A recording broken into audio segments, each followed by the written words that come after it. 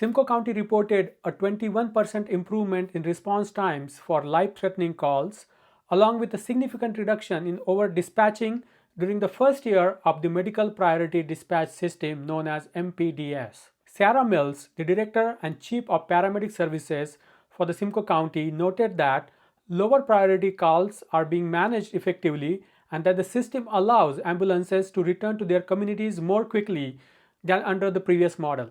Some councillors raised concerns about response times in rural areas. Jane Sinclair, General Manager of Health and Emergency Services, acknowledged that ambulances are dispatched on a seamless basis, meaning that they are sent to the closest call regardless of municipal boundaries. She confirmed that data is monitored regionally and by municipality to ensure coverage is adequate. Resource. It's called the seamless principle, and that's how they operate. And in fact, sometimes we have ambulances from other jurisdictions who are returning from Muskoka or another region or county adjacent to the County of Simcoe. And because they are the closest ambulance, they may in fact be called in to respond. So it does absolutely occur. It's part of the dispatch program because they're truly trying to get the closest resource to those really critical calls. Other councillors requested public education material to help residents understand how the system works and why wait times may vary. At the recent Simcoe County Council meeting, councillors and staff also addressed other key initiatives in health, human services, and community support. In the area of early learning and childcare, Council reviewed the 2026 funding allocations. Since the introduction of the $10 a day daycare program, also known as Canada-wide Early Education and Childcare System, funding in Simcoe County has grown. This is the 6th year of the CWELP program. It raises our funding now to $181 million. When CWELP started, our funding pocket was around $40 million. The funding includes support for capital projects, operations, and late-year provincial allocations focused on workforce development. Staff noted that while most projects met provincial deadlines, 3 missed construction targets may require funding adjustments. As we know with construction, there are a variety of things that can delay the progress. And so the challenge that we've had, that we've expressed to the Ministry of Education is they've tied a lot of the funding directly to the calendar year. And if you're committed to opening spaces in that calendar year and you don't achieve that by December 31st, the expectation is that we are to recover those funds. Council approved the addition of a full-time program supervisor to manage the growing system and coordinate key projects. Council also received an update on the ongoing modernization of the Community Support and Wellbeing Department, formerly known as Ontario Works. Amy Marshall, Director of Community Support and Wellbeing, explained that the department has shifted away from a strict employment-first model towards person-centered supports tailored to individual needs. Staff now work across more than 35 locations in the county, meeting clients where they are and addressing a wide range of needs including housing, mental health, and community connection. Community Support and Wellbeing Department, I like to share that it's really kind of 4 key areas of focus. So one is our Ontario Work, so that's social assistance and community support. We have our housing stability team. Third, we have our emergency social services, which is activated at times of urgent or crisis needs within our community. And our newest addition in 2025 was the Heart of Simcoe County within our our department, I should say. So today we're really going to focus on the top 2. So Ontario Works, that social assistance and community support, and our housing stability team. Council also heard from Donna Jebb on behalf of the Simcoe Area Women's Institute, currently celebrating its 100th anniversary. Jebb highlighted the Institute's role in establishing the Simcoe County Museum and Archives and its continued contribution to the community, including donations to first responders and support for children in crisis. The meeting concluded with approval of funding allocations for the homelessness and addiction recovery treatment known as Heart Hub for 2026 and 27. Meena Fayaz Bhagat, County's General Manager for Social and Community Services, confirmed that the 3-year pilot program is in its 2nd year with continued reporting to the Ministry of Health. Following is our coverage of the meeting. Deputations and delegations all section, and yes, we have one. We have a former councillor. Welcome back. Donna Jebb is here to provide a presentation on behalf of the Simcoe Area Women's Institute. Great to see you again, Donna. It's a stormy day, so it was a little bit nerve-wracking coming. Good morning, Warden Clark, members of council, staff, and everyone present in the gallery. I appreciate the opportunity to share with you a significant chapter of Simcoe County's heritage. As the Simcoe Area Women's Institute celebrates a century of dedicated community service, I would like to highlight some of our key accomplishments. While it's not a simple task to sum up 100 years in a brief presentation, I will do my best to provide a meaningful overview of our history and the impact we have made. For those of you who may be unfamiliar with the Women's Institute, the WI, the first branch was founded in Stony Creek, Ontario, in 1897. With February 19th approaching, the anniversary, we are preparing to commemorate 129 years of the WI. To mark this milestone, our organization will be supporting local first responders by assembling packages that include a book, teddy bear, and a blanket. These packages are intended for children in crisis when first responders arrive on the scene. Emily Murphy, one of Canada's famous five, was instrumental in advancing women's rights. As the first woman magistrate, she was born in Tecumseh Township, and Cookstown honors her legacy with a cairn outside the post office, as that was her mailing address, Councillor Lynn. In 2009, the Senate recognized Emily Murphy and the other famous five as Canada's first honorary senators. Furthermore, Emily Murphy served as the inaugural president of the Federated Women's Institutes of Canada. The movement also owes a great deal to Madge Robertson Watt, of a Collingwood native. After her husband's passing, she relocated with her sons to England prior to World War I, where she introduced the Canadian WI model. With the support of Lady Aberdeen and the government backing, Madge rallied the women in England to help raise the country's food production from 35% to 60% of its requirements during World War I, earning her the title of MBE, Member of the British Empire.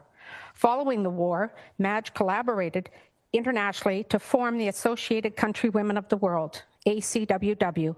Serving as its first president, the ACWW remains active as a non-governmental organization in the United Nations.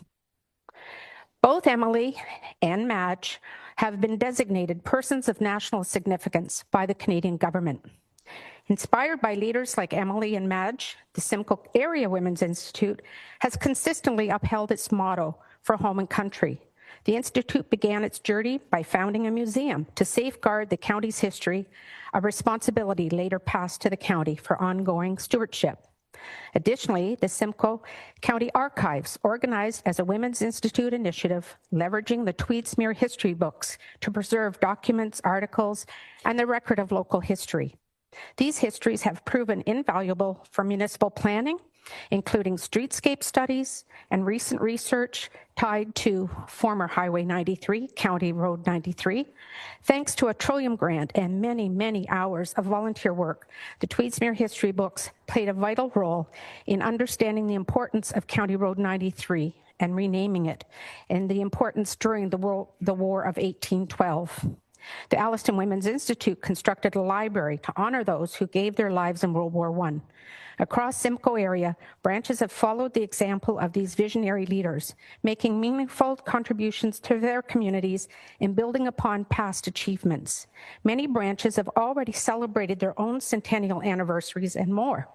The movement in Simcoe area began with the leadership of women such as Mrs. Agnes Stocking from Wapasheen and Mrs. Kate Aiken of Beaton.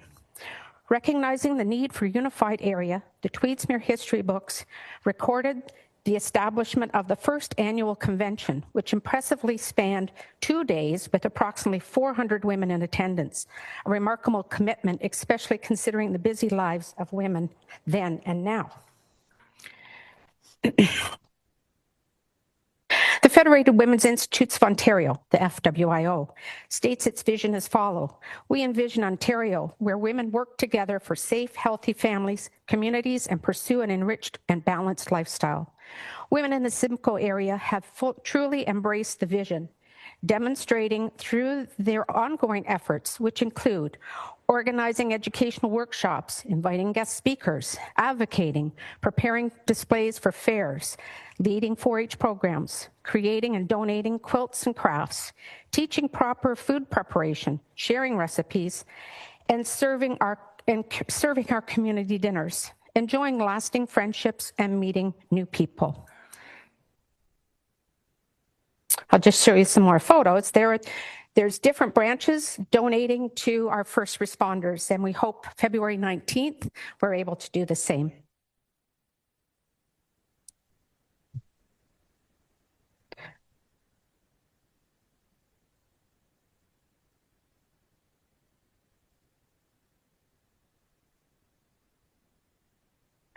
The picture in this picture, the picture of the picture, the Alliston Women's Institute was given this picture by Dr. Frederick Banting when the Alliston Museum or the Alliston Library was opened. And when it disbanded, it became the property of the WI, and it had damage done to it. And at the same time, the Banting Homestead was opening. So we paid to have the picture refurbished, and we've donated it back to the Banting Homestead. Plus, we supported the bus at Simcoe Manor. We try to keep everyone informed of what's going on in our community by doing tours. We also provide scholarships as well. And our branch last year raised almost $10,000 towards community projects and other organizations vital in our community. This is something that our branch has taken on now for a few years. And the first time we had the picture, we even got a honk when we were posing by the fence. Councilor Norcross, he was driving by when we were taking the photo. We gathered the bras. We gathered up the bras, we weigh them, and we make a cash donation equivalent to the weight. This year, we've donated $400 to Stevenson Memorial and to South Lake towards the mammogram department and the Women's Wellness Center. And the bras then go to our local community contact clothesline store. The Federated Women's Institutes of Ontario state its vision as follows. Oh, I already read that. What am I doing?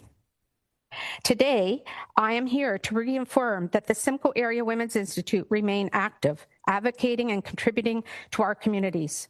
We already have planned a few events for this coming year, and we respectfully ask County Council to support for your support as we seek to collaborate with the Simcoe County Museum to create a lasting tribute that honors and celebrates both our past and our future in Simcoe County. By working together, we hope to develop something that represents the enduring legacy and ongoing work of the Simcoe Area Women's Institute, past, present, and future. Thank you, Warden. Thank you, Donna. Any questions and comments? Councillor Leduc.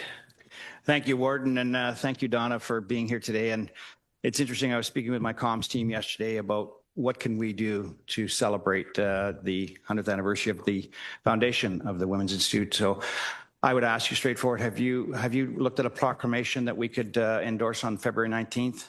And would you have a flag also that we could do maybe a flag raising? I want to ask the Warden, I know myself this year with council support, hopefully we're going to donate part of our proceeds from our golf tournament to the Women's Institute in Bonhead and Tech We Will, so that we can help support, because you do such great work throughout the county. So I was hoping the Warden could allocate some of his funds to that throughout Simcoe County to celebrate all the Women's Institutes of the 100th anniversary and donate some funds, because that goes right back into our communities. So it's wonderful. I'm going to commit to $10,000 if council supports that we can give to your organizations. Well, we're working on a proclamation for you. We do have a flag, and I think you're going to be getting an email from the Bond Head WI to recognize February 19th. Tech We Will didn't get their meeting yesterday because of the snow pile up. We just thought we'd stay at home and shovel our own snow. So yes, you will be getting a proclamation, and they're hoping to do a flag raising February 19th in Bradford. So you will be getting information. Thank you. And yes, and monetary support would be lovely. We will certainly look into that, and certainly the flag raising as well. Yes, thank you. Yeah. Thank you. Other comments? Councillor Dolan. Thank you so much for that presentation, Donna. It was really good. I just wanted to point out that the Emily Murphy Janie Canuck monument at the Canada Post, at the Cookstown Canada Post office, the postmaster advised me the other day that she's a little concerned about the base, that it's cracking a bit. I think it was put there in the 70s and needs some TLC. So I'll be looking for some advice on how to go about that, who installed it. I don't remember that, but I think it has something to do with the Simcoe County Historical Committee. Maybe it was WI didn't. They may have helped with the information, but I remember being at work and the lieutenant governor came that day and shut down the streets. So I'm not sure if it was the county or if it was the province, because the lieutenant governor did come that day. So we can ask. Okay, thank you. And I just also want to recognize Joan McLean. Joan is a former longtime resident of Cookstown and part of the Cookstown WI, and kept the Lady Tweedsmuir books. And we still have them. They've all been digitized and they're part of our library collection now. We have a great collection at the archives as well. So, and the Simcoe area WI book is there as well. And Joan was excellent at record keeping. And she carried the WI in Cookstown through to the 100th anniversary. And we actually had the world president in attendance that day, the Ontario president and the area president that day at the celebration. Thank you so much. Thank you. It's great. Thank you. Do I have any other comments or questions? Yes, I saw a hand somewhere. Oh, online. Hang on. Oh, yeah. Councillor McDonald, go ahead.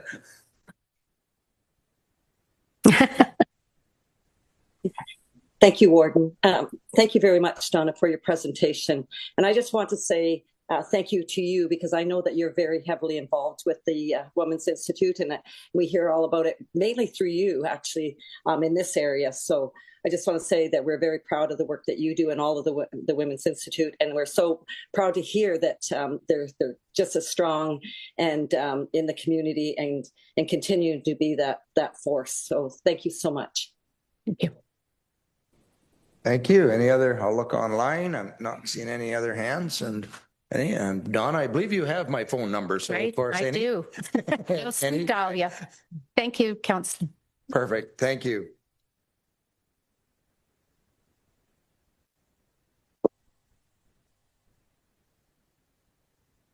So we'll move on now with performance management. Chair Evans, please. Good morning. Thank you, Warden. Transition. I know the Women's Institute are users of our local and just recently upgraded our Simcoe County archives. So Matthew Fells, our county archivist, is here today to present the archives report for Q4 of 2025. Are there any comments or questions on this item? No. Could I get a mover and a seconder, please? Councillor Smith and Councillor Bell, thank you very much. Seconded. The motion is that item CCW 2026-040, dated January 27th, 2026, regarding Simcoe County Archives operations in Q4 of 2025 be received. All those in favor? Any opposed? And the motion is carried. Thank you, Warden. I will pass it back to you. Thank you. Chair Managers, if you would do Human Services, please. Yes, thank you very much, Your Worship. In the Human Services section, which is item number 6, we're going to start with our consent items. There are 3 items that perhaps General Manager Sinclair could speak to. I'll read them out, and then perhaps, Jane, if you'd like to speak to any of the items that are in the motion. CCW 2026-014 is the Paramedic Services Medical Priority Dispatch System Update. And then item 031 is the County of Simcoe Paramedics Services Medical Aid Tiered Response Update. And then item 042 is the passing of Bill 25, Emergency Management Modernization Act. I'd like to pass over to Ms. Sinclair if she has anything she'd like to add to these items. Thank you, Mr. Chair. Good morning, everyone. I will just draw your attention quickly to the first two items. We have now had the new ambulance dispatch software program in place just over a year. So we've been able to collect data and analyze data during the first year from November to November. And we're very pleased to see the results of this new system. The intent by the province with this more sophisticated dispatch system is to get paramedics to calls more quickly, urgent, life-threatening calls. And we're seeing exactly that. As you can see from the report, we've seen a 38% reduction in the over-dispatching component, so more accurate dispatching. And when we drilled into the most urgent, life-threatening calls, we actually have seen a 21% improvement in our response time. So we're very pleased. We're continuing to monitor the following report on our medical aid tiered response. Similar results. We're seeing a range between 38 and 43% reduction in that over dispatch, so reduction in those calls because it's a more accurate system.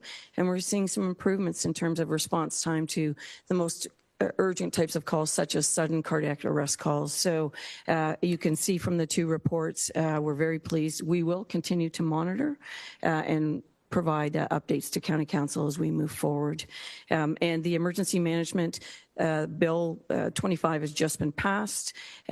We have more information coming. So this is really a high-level overview, but we'll again keep County Council updated as we learn more information. Thank you.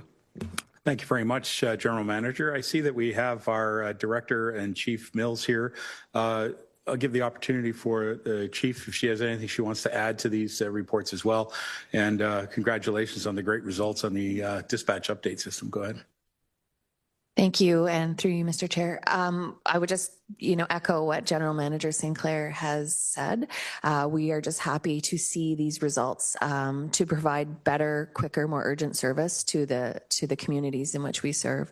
And we also are very happy to say that even the prioritized lower acuity calls, they're not seeing a great wait time either. So we're really happy that this system has helped us provide better service across the whole county.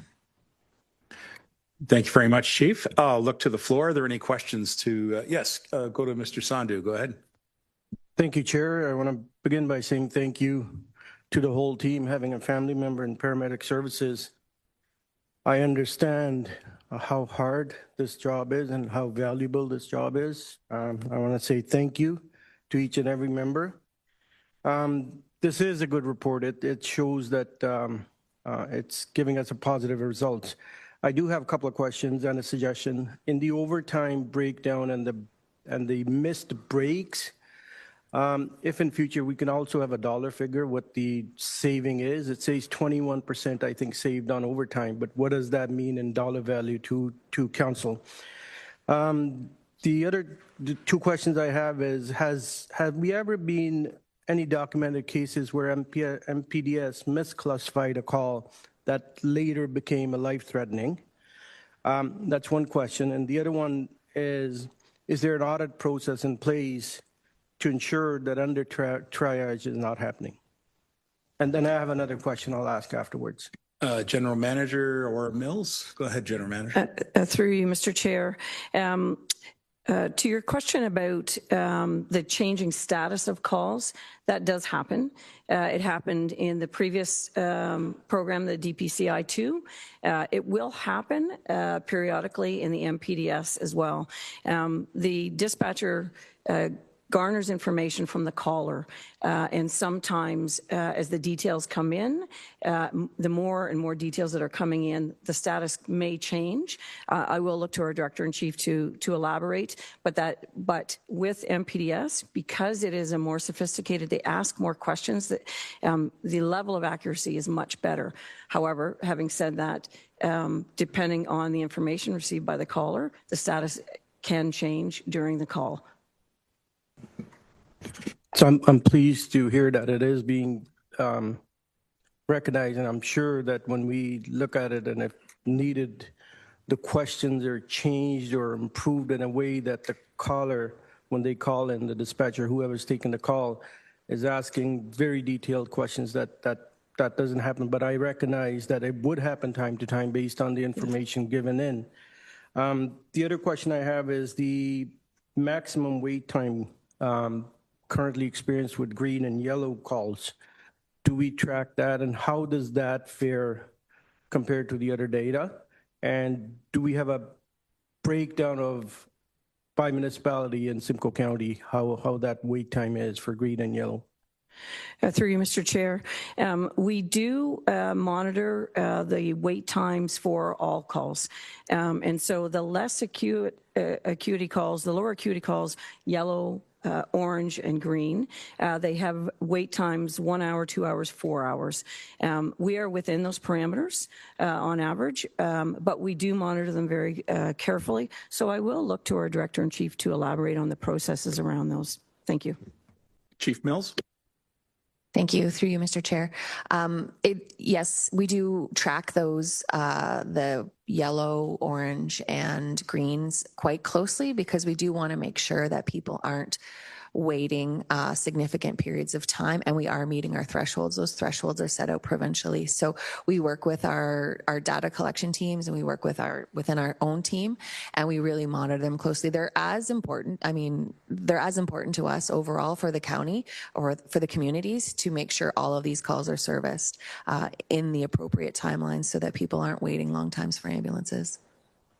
Through you, Mr. Chair, to the second part of that question, we have collated the data on a regional basis because that's the metrics that we are measured by, the province, et cetera.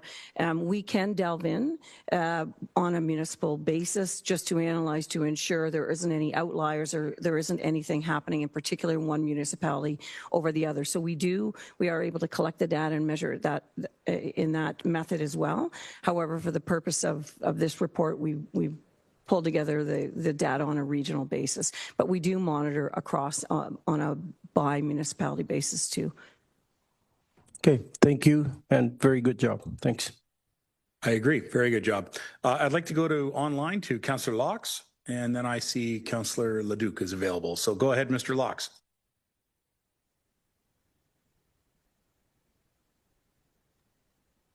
Good morning, and thank you. Through the chair, a question towards either Chief Mills or GM Sinclair. I've had some residents' concerns about the fact, whether you can elaborate on this, that once ambulances, say, get called out, and this is reflect the area of Agtos, when ambulances get called out and they go to RVH, they do what they have to do, and upon leaving RVH, they get called out again and again and again. And it seems like ambulances don't make it back into their area. And specifically, I am targeting Agtos, where we're in the southern section there, that the wait times are longer in our area because ambulances just get caught in this loop around RVH and they don't make it back to where their home base is. So I'm wondering if somebody could elaborate on that, please. GM Sinclair, do you want to take that or? Yeah, okay. Thank you, Mr. Chair. Your description, Councillor, is accurate in that ambulance services across the province are dispatched according to a seamless principle. So there are no municipal boundaries. The closest ambulance or resources are deployed to calls, especially when they're most urgent, life-threatening calls. So we do see that larger populated areas that have more calls tend to draw our resources in more frequently. And other types of municipalities that have larger geographies, for example, but smaller populations, the resources are actually drawn by our ambulance dispatch to where the calls are happening. So that may in fact be happening where ambulances returning to a particular municipality may be drawn back in to calls because they happen to be the closest resource. It's called the seamless principle, and that's how they operate. And in fact, sometimes we have ambulances from other jurisdictions who are returning from Muskoka or another region or county adjacent to the County of Simcoe, and because they are the closest ambulance, they may in fact be called in to respond. So it does absolutely occur. It's part of the dispatch program because they're truly trying to get the closest resource to those really critical calls. So we do look at that, though, as part of our overall deployment plan. We look at the resources in each municipality, and we, try to place stations and resources in the best position to provide coverage. But to your point, if there's an urgent call and an ambulance is returning to its home municipality, it may in fact be pulled back to respond to another call. A supplemental? Yeah, please go ahead. No, thank you, through the chair. Is there any chance that there's any sort of a study that oversees the numbers that are happening for these kind of scenarios at all? Through you, Mr. Chair, I know part of our overall deployment plan is monitored very carefully. We know the province is actually looking at making a distinction between rural and urban populations, knowing that there are different challenges in terms of resources and the number of calls, et cetera. So we understand the province is looking at this more carefully in terms of rural versus urban and what response time metrics should be. So there is some study at a provincial level, but I would look to our Director-in-Chief to add any additional comments. Chief Mills and your command staff, go right ahead. Through you, Mr. Chair. So going back to the first part of the question, so absolutely supporting what General Manager Sinclair is saying. We do also, through our deployment, we make sure that there is coverage in the closest area. So if Toss is left open because they've transported to RVH, we do ensure that there's coverage coming from the next closest station. So we do have, it's a mobile, like a rapid deployment, and those resources get put into pockets so that we can ensure that as our resources deplete, that there is accurate and adequate coverage across the entire county. And we have seen that MPDS has actually improved on this happening, because if we look at how it was dispatched before and everything was a code 4, they would be grabbed for this high percentage of calls. But now as it trickles out, these urgent calls, reds and purples, they're being grabbed for, but the lower acuity calls that used to be bundled into the code 4s, they're not responding to those anymore. So there is actually more freedom and quote unquote coverage for them to get back to their home base and their home resource. So we are actually seeing a decrease in this happening as MPDS is fine tuning itself. Thank you very much. I just want to add also that in my community of Clearview in Stayner, I have seen Grey County paramedics show up for calls. So thank you very much for our neighbors to be there. Moving on, Councillor Leduc is next, and then Ms. Stoll. Go ahead. Yes, thank you, Chair. And great report. It's got great numbers in here, and it shows the improvements. And I did support this this one when the county was looking to move to this program, and it's working. It is working. Don't get me wrong.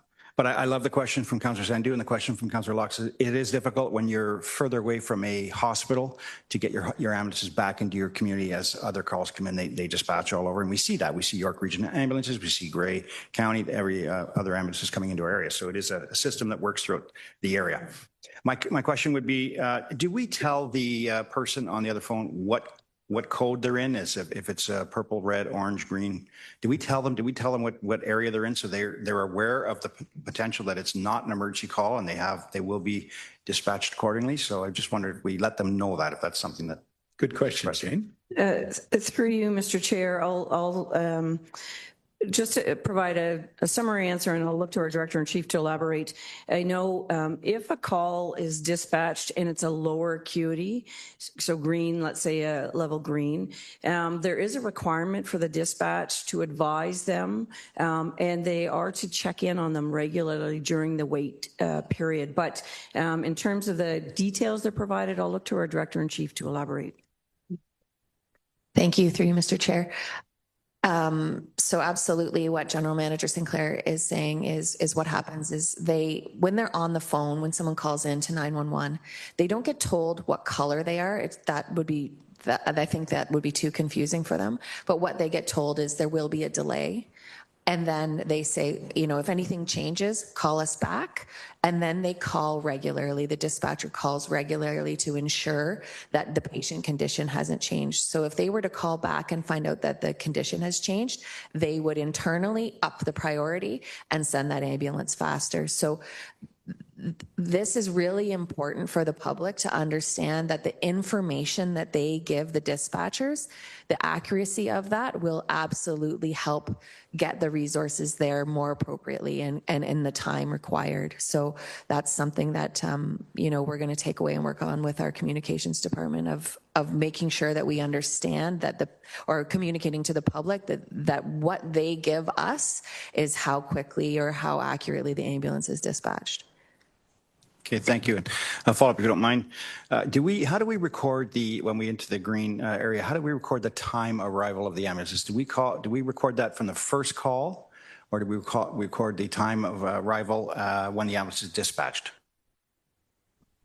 Through you, Mr. Chair, there are a number of metrics that start right from when the call is received through 911, then it's downloaded to or downstream to, in this case, paramedic services. So there are time stamps all the way through.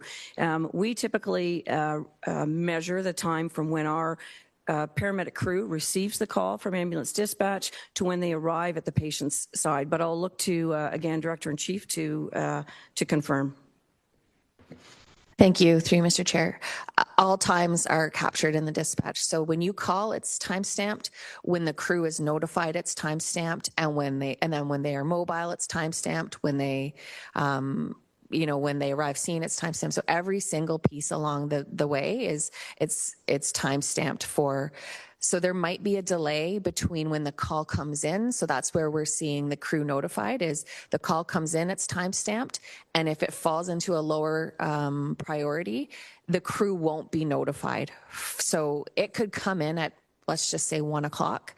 And the crew won't be notified until 1:45 because of the way the system is working. But then when the crew is notified, that's when we start to measure. Crew notification to crew arrival, that's what we measure.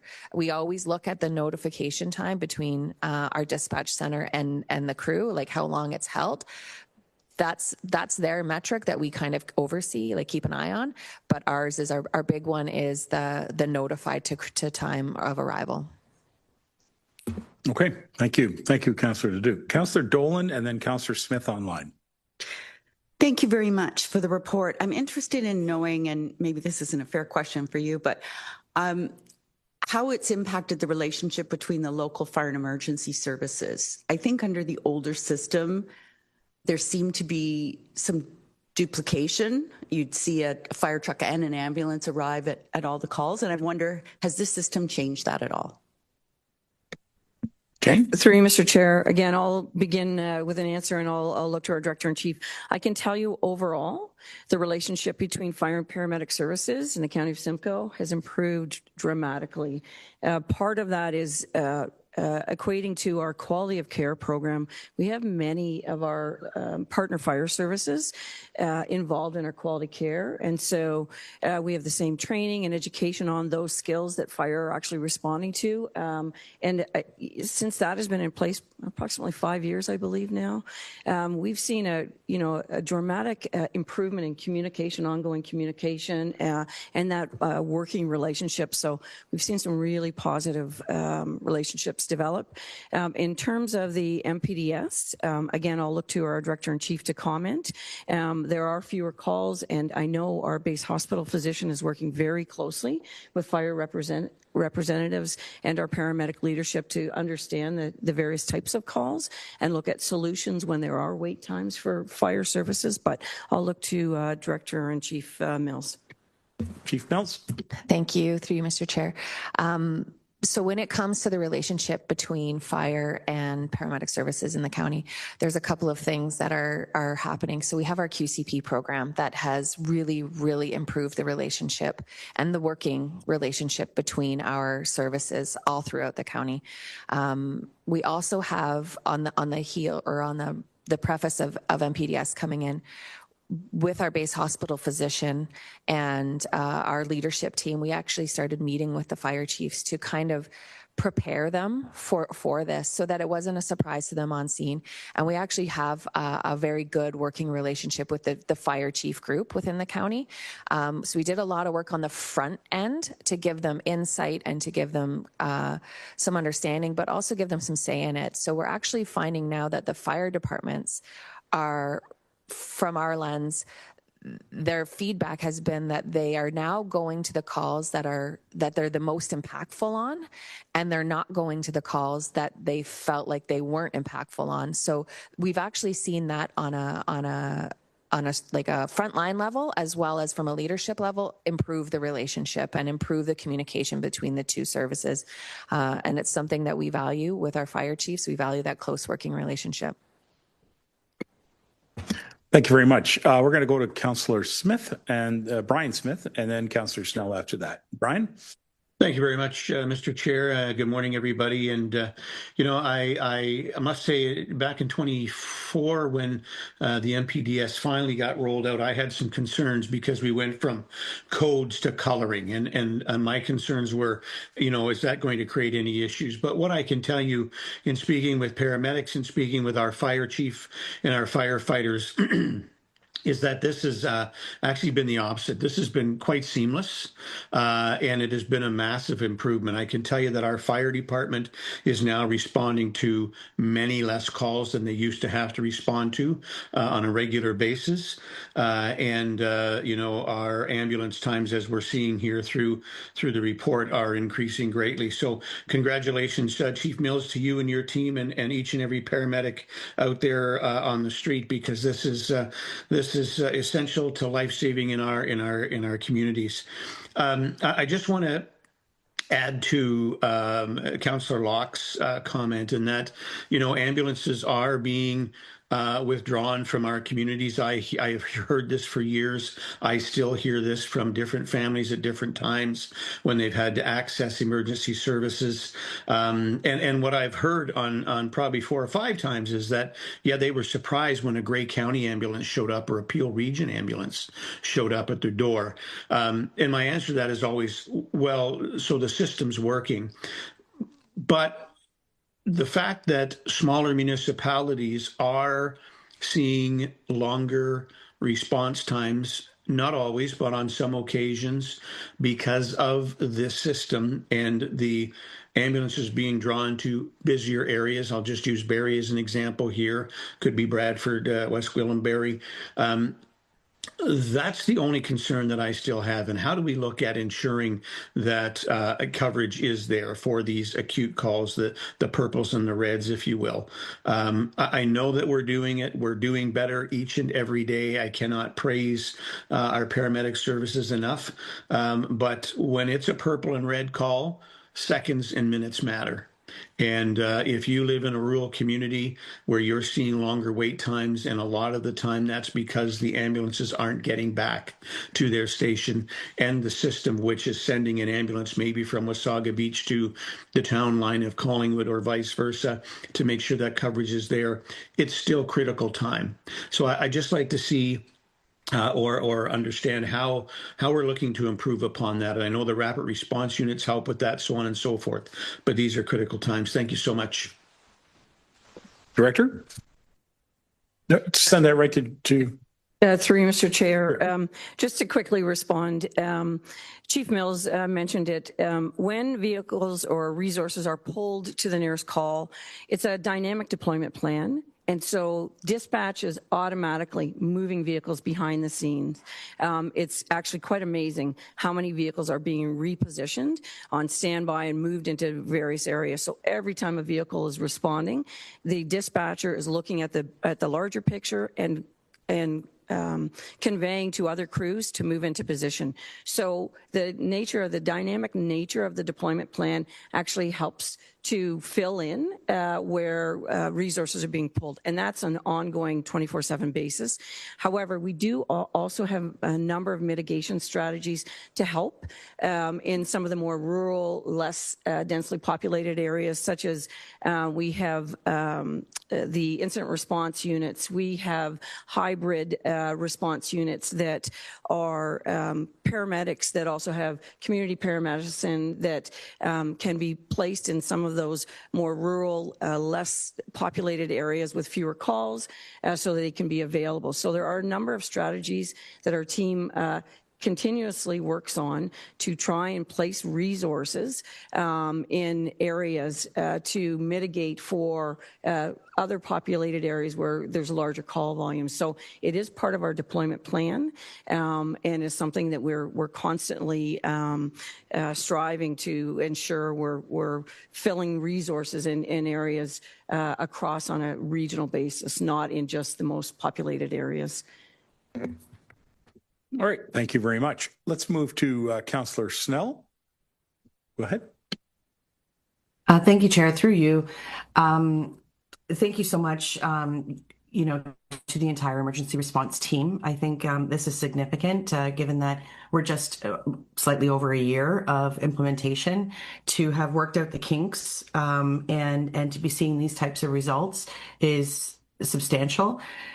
To Councillor Smith's point in regards to the significant reduction, I know in Wasaga Beach through our fire chief, we're seeing an 18% reduction in calls.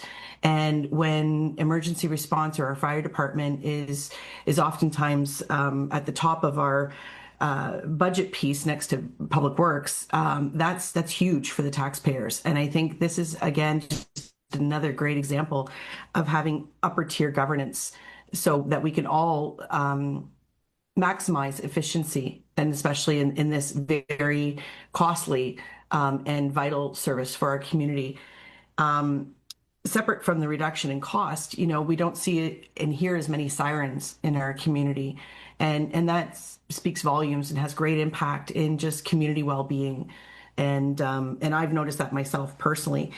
To Chief Mills' point about education to the public, I think it's absolutely critical and key. And I would ask that our comms team within the county provide some collateral that can be shared down to the municipalities that we can push out through our social channels and our resources to be able to educate the public as much as possible so that they continue to use the system as most efficient as possible. Thank you. Excellent comment, Councillor Snell. Thank you very much. I don't see any further hands, so I will get to the actual motion at hand, and I'll ask for the mover to be Councillor Sandhu and the seconder, Councillor Van Stavern, that the following consent items having been given due consideration be received. Nothing further? I'll call the motion then. All in favor? That carries. Thank you very much, and thank you to the command staff and Chief Mills for sitting in today. All right, committee, we're going to move on to item number 7. This is the early learning and child care system. I just want to bring your attention to General Manager Mina Fayez-Baguette is with us. He's online, joining us today online, so he will be available for questions on any of these items. We have the 2026 Early Learning and Child Care System Management funding allocations.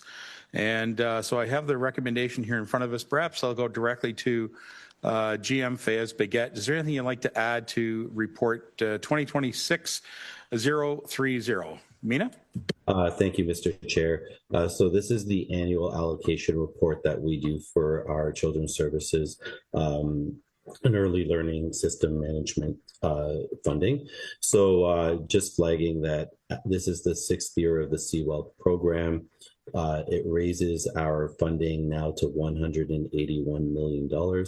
When CWELP started, our funding pocket was around $40 million. So it does show you kind of the growth over the last 6 years of this in a significant amount. This also includes late funding that we received in late November after our budgeted process. And this is the funding for 2 special programs, both focused on supporting employment growth in the sector and some special priority services.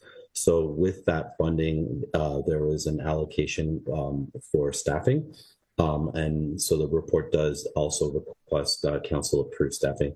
Traditionally, with this ministry, our funding allocation comes usually in the late fall and sometimes right into the early winter. And over the last couple of years, it's actually been coming in quite late. So in preparation for the 2026 budget, we allocated an anticipated amount and then confirmed that amount through this report. So I think the report kind of walks everyone through that. I know that the schedule number 3 is hard to read, so we're going to be making available a larger font size for that schedule that gives you the breakdown, and I will be sending that probably through clerks to share back with council as well. Thank you very much, Mina. I know you'll be available for any questions. There is a question being posed right now by Councillor McClellan. Please go right ahead. Thank you, Chair. I was just wondering if there's any opportunity to advocate to the province for more funding. Specifically, I'm talking about the early on centers. So I know here in New Tecumseh, if they can't find free space, they can't operate. So what happens, it's another one of those pieces that is sort of downloaded to the lower tier municipality to make that happen. And I just didn't know if it was appropriate and we were in a position to advocate. Early on centers are such an important part of the program for kids, and it's such a good and necessary resource for young parents. We were in jeopardy of losing one of them that we have here in New Tech, but we did find a community group that actually donated to pay the rental space. So a great program if you can find free space to rent it. So I didn't know if we had an opportunity to advocate for rental money as well. Thank you. Thank you. Go ahead, Mina. For you, Chair Measures. Thanks for the question, Councilor McClellan. Yes, so we have been advocating consistently for the early on programs to be increased funding. We saw a one-time increase in 2025, and we utilized that and put it straight back into the centers, but it wasn't year over year like ongoing funding. We have been flagging that level of funding hasn't increased since prior to CWELC, and CWELC is a lump sum program on the child care subsidy side. So it does not include any additional funding for the early on centers. A few things we have been doing in those years is we have, every time we develop, a new community through our housing portfolio, we do add early on centers there. And we're trying, of course, to continue that strategy as in part of our 10-year affordable housing homelessness prevention strategy. But yeah, we've through AMO and through Roma and through our municipal Social Service Association, AMSA, have been constantly working with the ministry on trying to flag this as, a gap. And, as we try similarly through our partnership office is to try to align our funding pockets for those gaps. So you'll see that coming up in a few weeks when we present our SCIF grant and how we're trying to focus on some of those gaps as well through those grant programs. Great, thank you. Looking for other questions. I see Councillor Leduc. Please go right ahead, and then Councillor Sandhu. Yes, thank you, Mr. Chair, and to the GM, Mina Fayez-Baguette. Mina, in the report, you got directed growth strategy, infrastructures, and we had potentially 211 seats remaining that you're going to award in January. Is that the reallocation of seats that was given through the province, or are these the seats that were awarded in 25 that didn't make the construction deadlines? And I'm specifically referring to one in Bradford that was desperately trying to get to the finish line, getting the inspections done, and I'm not sure if they managed that. They were breaking every rule in the town when it came to bylaws. So just wondered if they met that deadline at the end of the year, or if that's one of the sites you're talking about potentially getting awarded in January. Through you, Chair Measures, I'm going to ask Director Samantha Zurcher to maybe give some specifics on the growth strategy and the recalibration decision we're still awaiting from the ministry. All right, welcome, Director.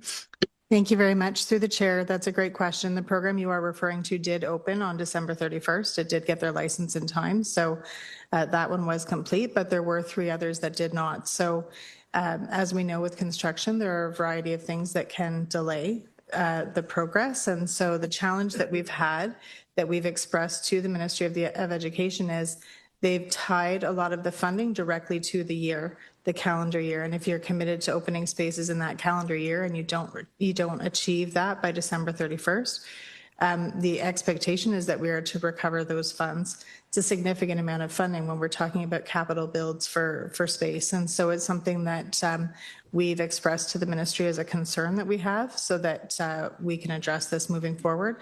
A similar challenge there's a little bit of flexibility, it seems, between 25 and 26. But when we come to the end of 26, there is no flexibility. If the programs aren't open, all funding will need to be recovered because of the contract between the province and the federal government. So that's something that we're going to be monitoring closely this year as well. Just to follow up then, great to hear that. Thank you very much for that. And the next question is, if we have a daycare within the program already receiving funds through the CWELC, and they've been asked to potentially take on more, and there's a cost to it, do we have a program that helps fund some of those costs so that we can create those seats seamlessly, I guess? Is there a program out there for helping those operations that are already in operation?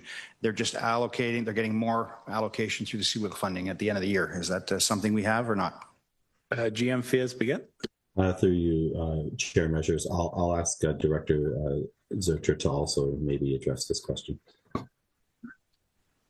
Go ahead. Thank you. Through the chair, again, this program is pretty tied, but it includes the funding to create those spaces. So if a program is looking to expand so that they have additional spaces and they've been approved for those spaces through us, they would be eligible for funding to support some of the startup costs related to that.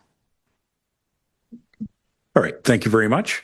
Councillor Sandhu is next. Are there other hands, questions? Councillor Sandhu, please go right ahead. Thank you, Chair. Good report. It seems like this, no matter how much we do, there's always more demand for allocations for childcare. One of my questions were already asked and answered. There's one question with the FTE position. What deliverables are assigned to this new ask in 2026, and what are the KPIs that's going to define success? That's one. And the second point I want to raise is it's a very, very, very minor point, but it is an error. In Schedule 1 and Schedule 3, the figures shown under innovation funds, they don't match. It is a very dollar value, very small. It doesn't mean much with the bigger things. But when we do these reports, everything should match, because if it's a small amount now, tomorrow it could be a bigger amount. Thank you. Oh, GM Faiz Baguette, do you have a comment on that? Thank you. Through you, Chair Measures. So, Councillor Sandhu, I think for the first part of your question, when it comes to like the funding pocket, it is important to note that again, as the ministry dictates to us, we as a service manager have to like kind of implement those guidelines. Specifically to the schedules, like I imagine that what we have is a live tracking number from what is the rounded amount to the exact amount when the allocation occurs. So I imagine that's probably the difference, but we'll check and make sure and maybe have like a footnote in the future explaining that slight difference. But I think that Schedule 1 versus Schedule 3, probably Schedule 3 gives the final breakdown, which probably happened at a different point in time than the original allocation set through the funding pocket. I think I'll ask maybe Director Zurcher to speak on the FTE position. It is a no tax levy impact for the funding pocket, but it's specific to the new increased programs we're being asked to carry out with the new funding pocket. But I'll ask Director Zurcher to give you some details on that. And how we usually measure KPIs and success is probably how the money and the growth of the program is administered and the timing of it. We're one of the few service managers right now being recognized through our data strategy. We actually created an internal data tool that allows us to predict when each funding pocket is going to be exhausted or increased. to allow us to set moratoriums of when we can issue funding for things like fee subsidies versus not. So I think our data-informed strategy has a considerable amount of measures and targets, but specific to this position and the role and the duties, I'll ask Director Zurcher to share a little bit more. All right. Director, regarding the full-time position? Thank you very much, through the chair.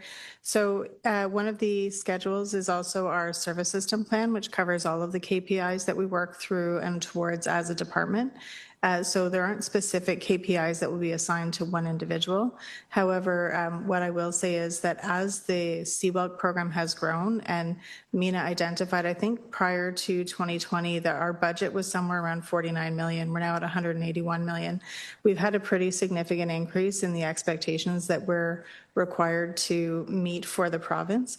And we've had a relatively small increase in staffing to manage that. So our overall department is 30 people managing that size of a budget. So that's part of it, is to balance some of the workload for the staff that are existing, but also to meet the projects that have been identified this year. So the Innovation Fund projects that are there are 13 projects that we'll be working on, as well as our ECE Promotion Fund. So there will be a lot of project management expectations with respect to this position, so that they can navigate and sort of keep us on track as we're moving forward to meet those expectations. And perhaps I'll just come back to clarify, Mina was correct, but they're actually switched around. So for the Schedule 1 and Schedule 3, the difference between the amounts for the innovation funding is that Schedule 3 is what we applied for. That was the notional allocation that the province had originally given us. But when they came back and finalized our amount, which is what is in the allocations, that's the amount they gave us. So they didn't give us the exact dollar amount. As you said, they're very close. But that's the amount that they gave us, as opposed to what they had said originally was the notional amount prior to us applying for the funding. All right. Thank you very much. Any further questions? All right. Seeing none, then I'm going to go to the motion. I'm going to ask alternate Councillor Moore if she'll be the mover, and I'd ask for the seconder to be Councillor Snell. That item number CCW 2026-030, dated January 27, 2026, regarding the 2026 Early Learning and Childcare System Management funding allocations be received, and that program strategies, guidelines, and approaches in conjunction with the 2026 service provider proposed funding allocations, as generally outlined in item CCW 2026-030, be approved, and that a net new full-time equivalent program supervisor position to coordinate and support the ongoing growth and transformation of the early years system be approved, and that staff maximize the 2026 provincial funding and redirect any year-end municipal savings to the Social Services Reserve to help offset future budget year pressures. Any further questions? Seeing none, I'll call the motion. All in favor? And that carries. Thank you very much, Council. I'm going to move to item number 8, which is our community services, our human services, community support and well-being. We have report CCW 2026-013, the 2026-2027 homelessness and addiction recovery treatment Heart Hub funding allocation. You got to admit the Heart Hub has been working. It's a good program. Glad we did it. GM Fayez Baguette, would you like to speak to this a little bit, and then we'll go to questions. Thank you, Chair Measures. So for this report, again, it is this year 2 funding allocation. So we are funding this in a 3-year pilot program. So this is the second year of the allocation, and it's really just walking transactionally through who are the recipients of the funding and how the breakdown of the budget is. This is a requirement that Council does approve it, and we take it back to the Ministry of Health as a part of our regular quarterly reporting. And I do have, if there are specific questions, I do have our team here with us to answer Council questions if required. Excellent. Looking across the floor, are there any questions to this report regarding the Heart Hub? Not seeing any online, not seeing any in the room. All right. Then I will look for a mover and seconder on the motion, perhaps Mr. Fryer, and seconded by Councillor McDonald. that item CCW 2026-013, dated January 27, 2026, regarding the 2026-2027 Homelessness and Addiction Recovery Treatment Hub funding allocation be received, and that the proposed allocation for 2026-2027 Homelessness and Addiction Recovery Treatment Hub funding be approved, and that the necessary bylaw be presented to authorize the General Manager, Social and Community Services, or a Director from Social and Community Services in his or her absence, and the County Clerk to enter into agreements with related community services. Any final questions or concerns? Seeing none, I'll call the motion. All in favor? That carries. Thank you very much. Item CCW 2026-016. We have a brief presentation. The General Manager is, of course, going to remain with us, but Amy Marshall, Marlana Vandelis, and Raylan Snedden are here, and they have a presentation regarding the insights into the Community Support and Wellbeing Departmental Updates, Insight, and Impact. So, GM Fayez Baguette, how about I kick it off to you and you can introduce what this is about. Great, thank you, Chair Measures. So this is a presentation just walking council through one of our other major social service departments and teams. This is what used to be known as the Ontario Works team, and it's gone through a considerable modernization through legislative change. So we wanted council to reintroduce council to some of the work it does. Another similar to Children's Services, this is a large portfolio. We're anticipating over 8,000 caseload this year, which would be one of the larger caseloads we've seen in a very long time. So I have with me here Director Marshall and Manager Vandevis and Supervisor Snedden to do a little bit of a presentation, a short video presentation to walk you through some of the different work that we do. Excellent. Welcome, Director. Excellent. Thank you so much for the introduction, Warden, Chair Measures, County Council, community members, and colleagues. We are super excited to be here today. We are thrilled to share updates, impacts, and insights as to the work that we're doing within our department.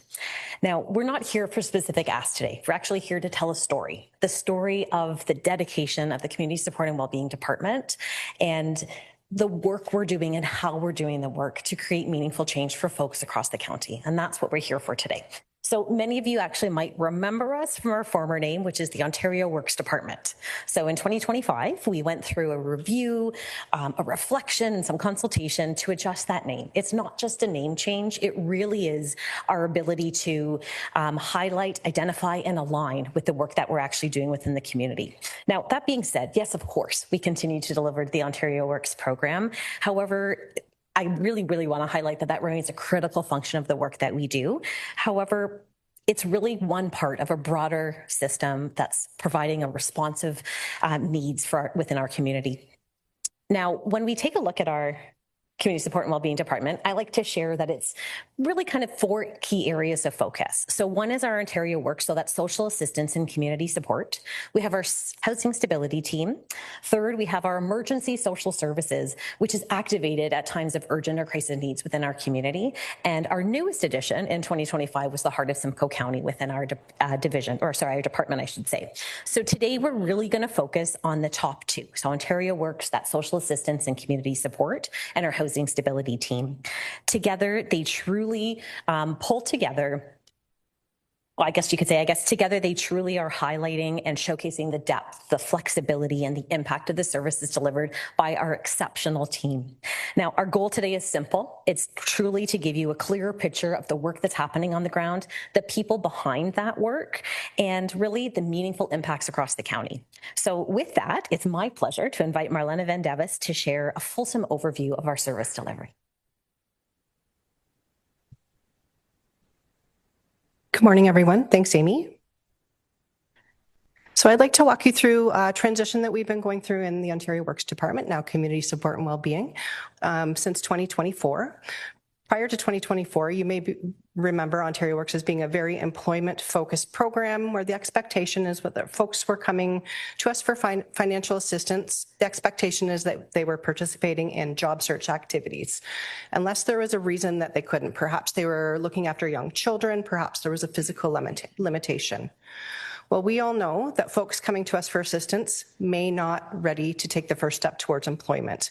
People that are coming through our doors looking for support, yes, they need financial assistance, but they often need a whole lot more. That might be mental health supports, that might be housing stability, food insecurity, and a physical limitation. If you don't have a primary care physician to be attached to, that's really, really difficult to get those supports. So through our switch to integrated employment services, anybody as of 2024 that is employment ready and needs job supports, they're referred to our Employment Ontario partners throughout the county. That leaves space for our caseworkers to do person-centric supports for the people that are vulnerable and experiencing multi-barriers. For some, this might mean steps towards independence, connecting with counseling supports to support greater mental health. That could be accessing long-term support such as our Ontario Disability Support Program. In this new model, caseworkers are able to access more financial resources to support individuals, and I always like to say peeling back those layers of the onion to see why people are coming to us in the first place and how we can best support. I'll give you an example of a single parent with children, probably not ready, children that aren't in school, maybe not ready for employment right now, but there's lots of things that our caseworkers can do to support these people. We can issue a bus pass, we can issue them a gym pass so they're exercising, they're connecting with folks in the community. Earlier there was mention of the early on centers. Those centers are so great. So if there's a transportation barrier, take your bus pass, take your child, go on the bus and connect with other parents and engage in the community. That really helps to create stronger pathways to stability, health, and long-term well-being. Even if employment is not the immediate goal, that may be a goal that they're working towards in the future. Our caseworkers are really focused on individualized collaborative case management, working with folks with what they need and where they're at. I was speaking with a caseworker yesterday, and she provided a story of somebody she's been working with extensively over the past couple of years. This individual was receiving assistance, working two part-time jobs, and it wasn't quite enough to get her off assistance. Unfortunately, this individual experienced some issues in the workplace, which resulted in a termination and some legal issues. This woman had no support system. Her family is 4 or 5 hours away. She didn't know who to turn to kind of deal with court issues. She'd never had a criminal record before, so what does she do? Her caseworker took her under her wing, supported her, attended every single court appointment with her, got her involved with John Howard Society, was able to support her through some things. After some counseling and support, she was able to obtain a full-time job and be successful. In our old model, our caseworkers didn't have perhaps the time to do that because there was focus on employment. With that being moved away, they're able to look at these more intensive supports. Additionally, over the past couple of years, we've really been striving to connect more closely with our community partners, health teams, and other organizations. A big part of this work is us educating folks on what our new model does, how we can support people, and how we can work collaboratively together to support folks to move forward. Because of these relationships, it's always nice to have a phone a friend that somebody can reach out to us and vice versa when you're trying to troubleshoot perhaps a tricky situation. Because of these strong connections, community agencies are so willing to reach out to us.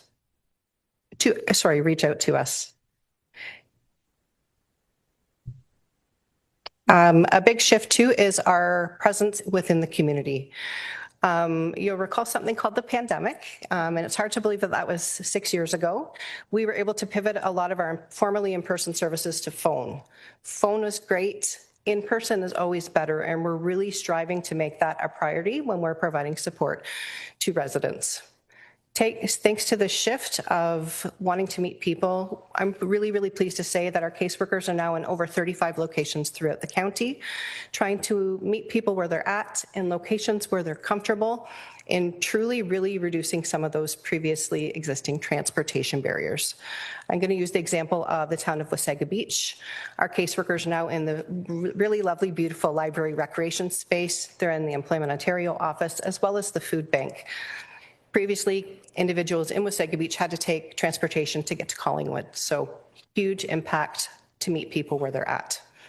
I'll also quickly highlight the town of Innisfil, where we have caseworkers in, again, the beautiful library there, the library in Stroud, our Employment Ontario office, so much so that we now have people on site in that community 5 days a week. We are always looking for more.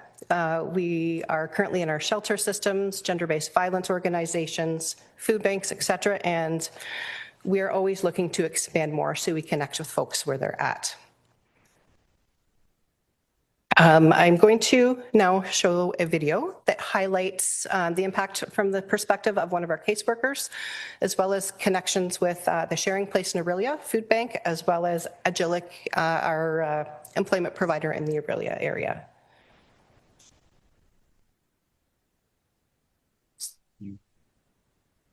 In 2024, the Community Support and Wellbeing team embraced a transformative shift in how we support and engage with individuals in our community. Through the transition to integrated employment services, we embraced a model that places the person, their goals, needs, and unique circumstances at the center of service delivery. Instead of coming to them with like, these are the things that you need to accomplish, this is what we need from you, kind of flipping the conversation of like, how can I support you? What can I do for you to help you move forward? I think of it kind of like, instead of, you know, pushing or pulling someone, you're walking with them, but also letting them kind of take the lead. It's kind of taking that step back and asking them, like, what do you actually need? What can I actually help you with? What would actually be meaningful for you? And not just, again, telling them this is what you should be doing or this is what I need from you. I'm not just telling them what to do and ignoring all of the barriers that might be there for them and exist for them. This evolution has allowed us to focus on the whole person, whether they are working toward exiting Ontario Works or finding pathways to services that reflect and support their unique needs. Agilic wanted to jump on the opportunity because we know that when we have like a one-stop place for people to come and to seek supports, you know, it allows for them to be able to get connected more quickly. You know, there's a lot of people that are unhoused. There's a lot of people that are struggling. And, you know, I think what excites me the most is that we are here to help create the change. We are here to ensure and that people are able to get to the other side of that, right? That's not the end of their story. That their story actually, this might just be the beginning of their story. The IES model has opened the door to new opportunities, strengthened partnerships, and fostered meaningful collaboration across sectors. Most importantly, it has enabled us to deliver more responsive, flexible, and person-centered supports out in our communities. So we are a community food center. We have 4 programs that offer nutritious access to food. We provide system navigation and referrals to individuals and families in need as well. So it starts with food, but we try and go a little bit beyond that and meet people where they are. The Sharing Place is always looking for community partners to come in, set up in our lobby, and provide direct support to our members. And so when this shift happened, we were super happy to be able to have an outreach worker in the lobby. So Lynn comes every Wednesday, and it's been wonderful. It's definitely had an impact on our members and helped them have an easier access to the program, and made it a little bit easier for them to navigate, especially if they have no fixed address or maybe they don't have a phone, so they can't receive callbacks. So this one-on-one support, very important. We're all in this to be helpers. We're all in here to help people, and so that collaboration is so integral to helping those individuals get to that next step. It's easy to become siloed in the social service world, and we are always actively trying to move away from that, and so this has been wonderful. We're working together, we're working more collaboratively. Our goal is the same. We're trying to help people, meet them where they're at, give them the support they need.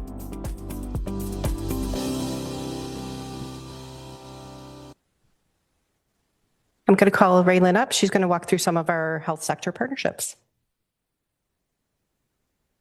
Thank you, Marlena. As Marlena shared, my name is Raylyn Sneddon. I'm a supervisor in community support and wellbeing, and under my portfolio is our Bradford office, as well as the team that works out of Innisfil. So next, we want to just highlight and showcase some of these principles of integration, accessibility, and partnerships, and how that supported folks in all of our communities through some health-based services. So our health sector partnerships continues to be a really strong pillar in our integrated service delivery, bringing healthcare directly into all of our communities, as well as our social and community services offices. So the first one is Compassionate Care Without Barriers, or CCWB. This is based out of Barrie and ran through the year of 2025. You can see the stats on the screen there of how many folks they served. And it's a clinic that provides that free, dignified healthcare to marginalized folks in the Barrie area. The location is very much so within walking distance of our social and community services office. So it just provides that accessibility to collaboration between social assistance and primary care. They experienced significant expansion throughout 2025, seeing increased days as well as some counseling to support some of those mental health needs. The next one is the Community Paramedicine Wellness Clinic. So this is within our Midland Social and Community Services office, and it's with partnership with the County of Simcoe's Community Paramedicine team. So this started in 2025, and since then has seen over 20 unique individuals to provide some of those health and wellness needs directly within our office space. So it allows for clients of social assistance that easier access that we haven't been able to experience before. It gives them that open door that maybe they've already been to our office. So it's that warm transfer over to the community paramedicine team for those health needs. And then the final one is the healthcare clinic within Aurelia. So this is embedded in our Aurelia Social and Community Services office at the Aurelia campus, and it's with partnership with the Huronia Nurse Practitioner-led clinic. So they have been able to support through a nurse practitioner, as well as having a registered nurse and now a part-time social worker to support some of those additional mental health and system navigation needs. Across all three locations, the demand has been quite evident to us. I can speak to one example in Aurelia where a caseworker had a client on their caseload for a number of years with significant barriers in both mental and physical health for most of their adult life. Caseworker was able to meet with the client within our office space in Aurelia and actually physically walk them over to the clinic at the campus, introduce them to the nurse practitioner, and provide that warm transfer. As a result, the client now is getting support from the Ontario Disability Support Program and actually off of Ontario Works Assistance. So it just goes to show that outcomes such as this ones and all of these partnerships that we have really reinforces that embedding healthcare along our social services is creating more accessible and coordinated pathways for folks in our communities. So the next area that we wanted to highlight is our housing stability team. This is comprised of housing retention, and through that they offer the temporary family shelter program. This is where the connection between health, housing, well-being, and overall financial stability really becomes vital. So housing retention provides financial support for items such as rental arrears, mortgage arrears, utilities, moving or storage costs, as well as last or first month's rent. In 2024, you can see the stats posted above, and 2025 numbers are very similar with 1.7 million supported and around 1,500 households. So it just goes to show those housing needs there throughout our community.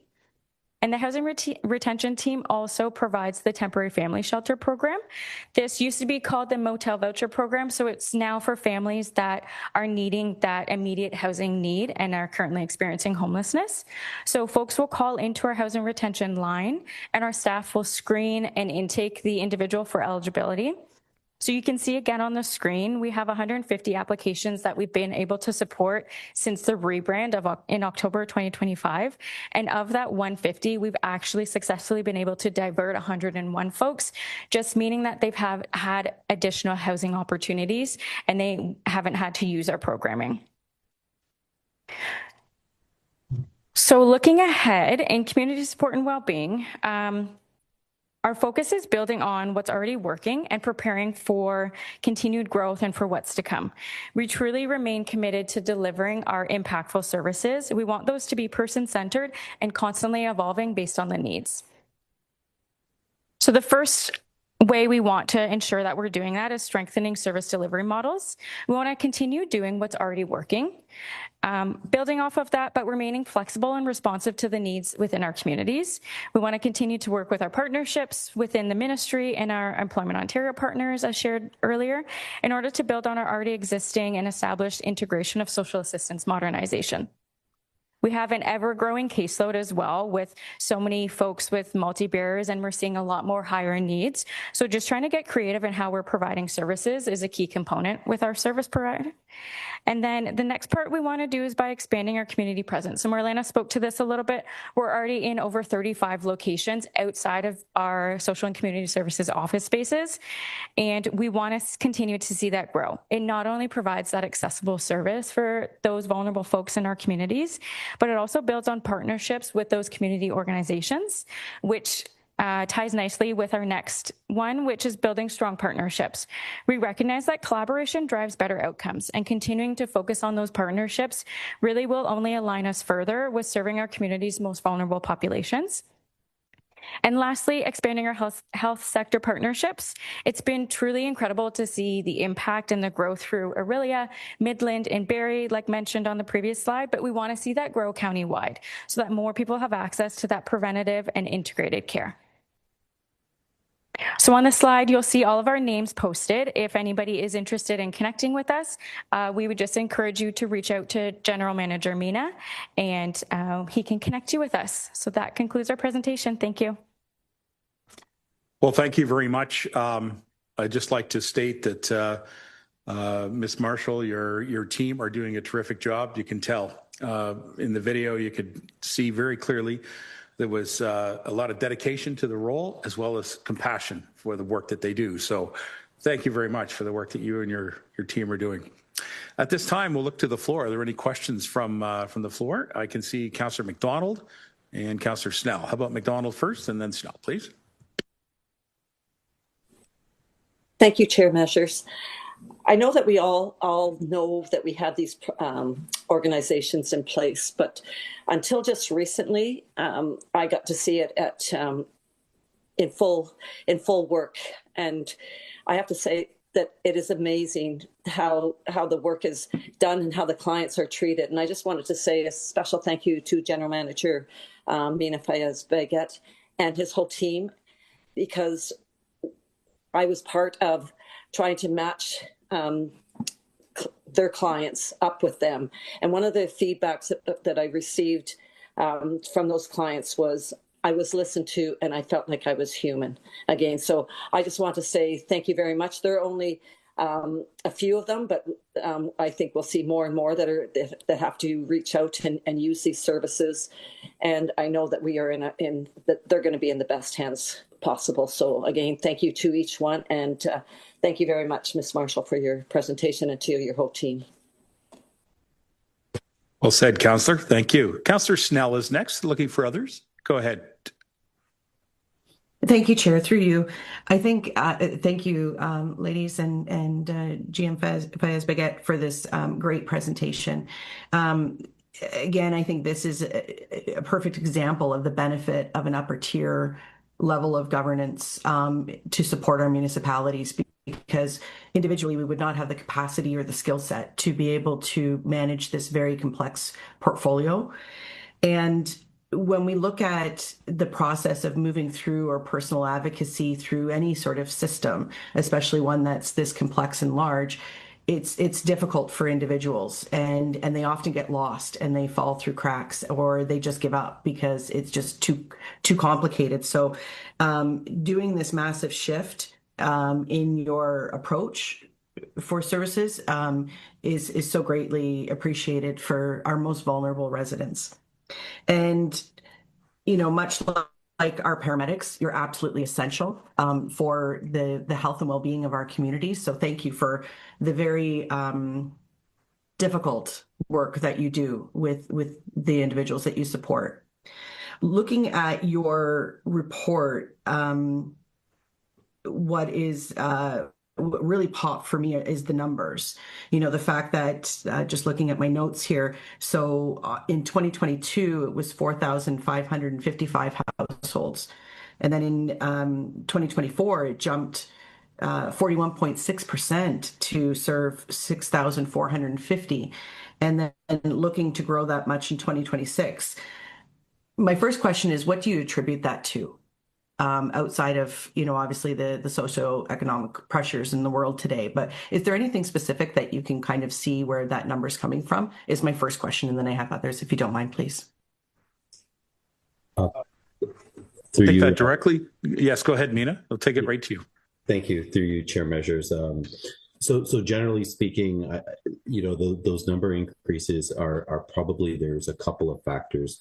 The tail end of 22, we were coming off the last bit of funding that was coming federally directly to individuals coming out of the pandemic, and that's probably why you've seen a number go from jump that much as that funding got pulled. Most of those clients went back onto the Ontario Works program.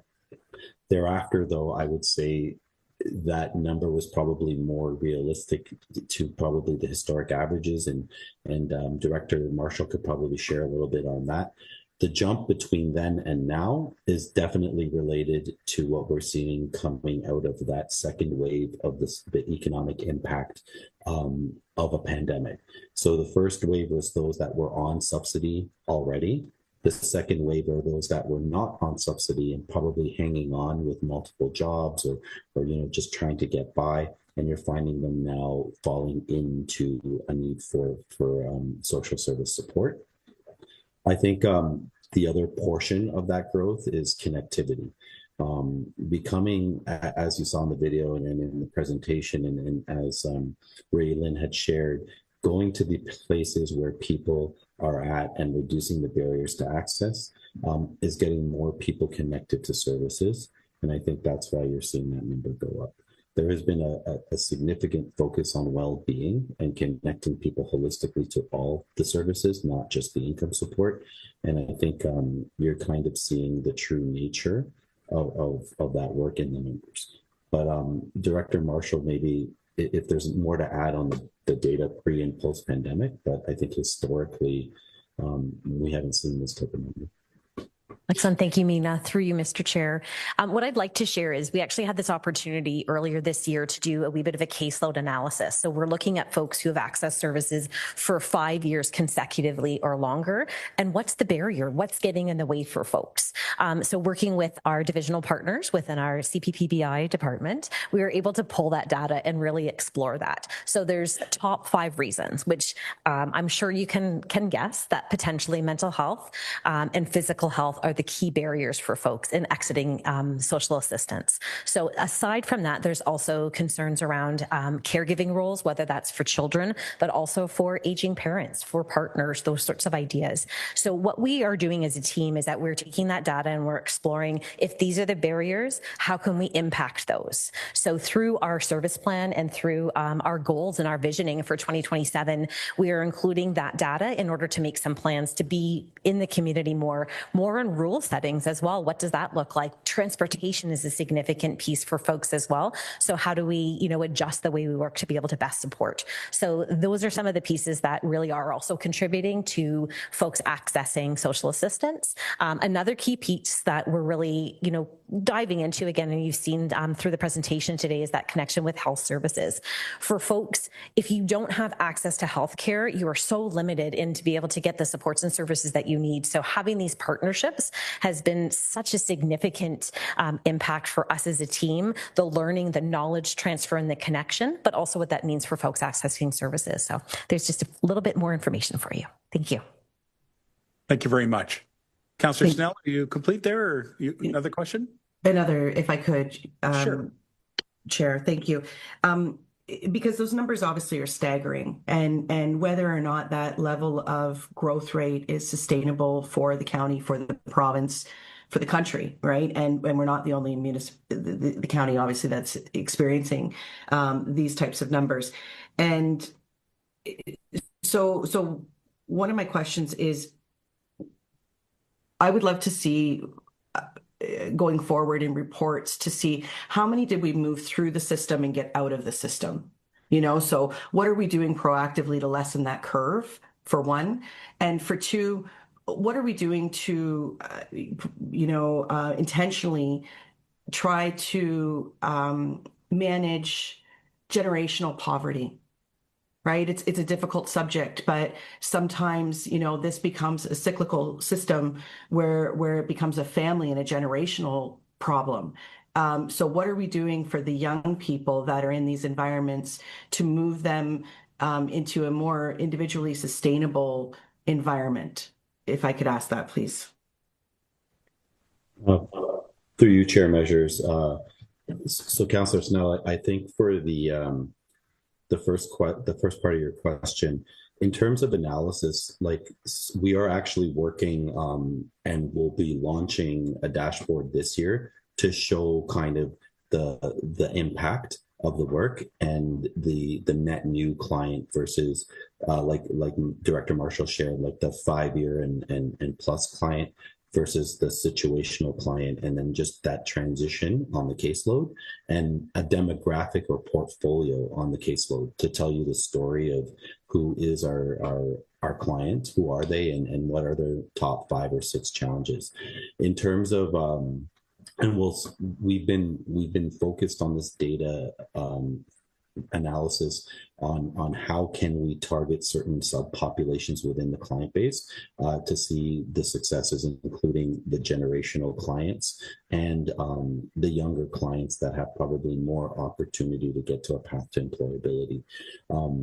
The one other thing as a system service manager that we're doing that's unique here compared to other managers across the province is our integration is not just a partnership development strategy, but it's also a space strategy. And what we're seeing in Aurelia and places where we're co-locating and sharing space, the handoffs are much more successful, and the back and forth between someone who's employment ready and handing them off to an Employment Ontario agency or funded agency with a new service manager is something that the province is actually looking at our practice as a best model. So I think in terms of the work and how it's structured and the data behind it, we've positioned ourselves well to better understand how to keep adapting the service.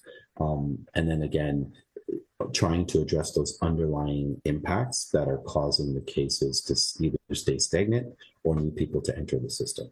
So I think this year you'll see a lot of that publicly, like presented on a dashboard similar to our homelessness and our housing and other dashboards we put out there at Children's Services. And then again, more quarterly reporting coming to council on our progress as well.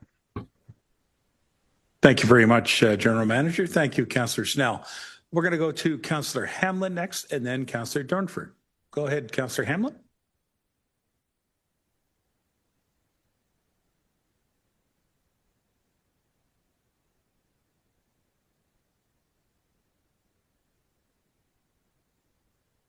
Councillor Hamlin.